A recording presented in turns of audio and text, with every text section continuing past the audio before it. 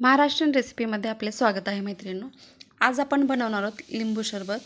हा नवीन पदार्थ नाही, पण प्रत्येक ठिकाणी वेगळ्या पद्धतीने बनवला जातो। मी ज्या पद्धतीने बनवते ती पद्धत मी तुम्हाला दाखवत आहे। 2 ग्लास मी थंड पाणी घेतलेलं आहे आणि त्यामध्ये आपल्याला साखर टाकून घ्यायची आहे। तर मी साखरेऐवजी खडी साखर घेतलेली आहे आणि 3 ते 3.5 चम्मच साखर आहे आणि साखर आपल्याला व्यवस्थित ढवळून घ्यायची आहे। त्यानंतर आपण 2 लिंबू पिळून घेतोय।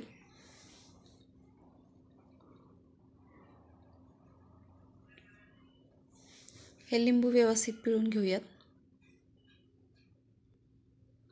यामध्ये आपल्याला एक चुटकीभर जिरे पावडर आणि 1 चुटकीभर चाट मसाला मिक्स केलेला आहे आणि तो यामध्ये आपण टाकलेला आहे आणि 1 चुटकीभर मीठ पण आपण टाकून घेतलेले आहे।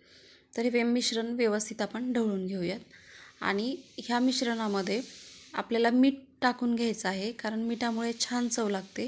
कुठल्याही गोड पदार्थामध्ये 1 चुटकीभर मीठ अवश्य टाकावं।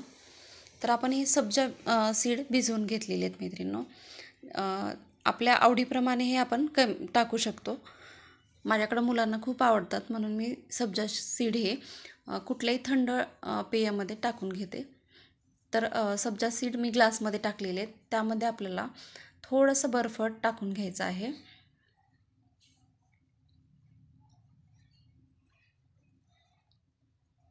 तर आपण हा बर्फ टाकून घेतलेला आहे, तर त्यामध्ये आपण लिंबू सरबत ओतून घेणार आहोत।